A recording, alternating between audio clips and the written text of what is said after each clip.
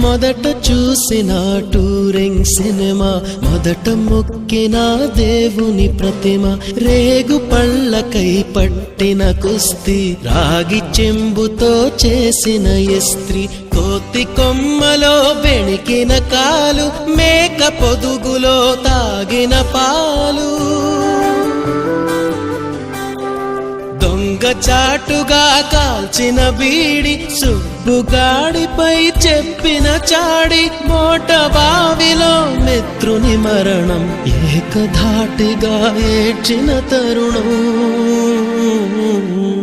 గుర్తుకొస్తున్నాయి, గుర్తుకొస్తున్నాయి.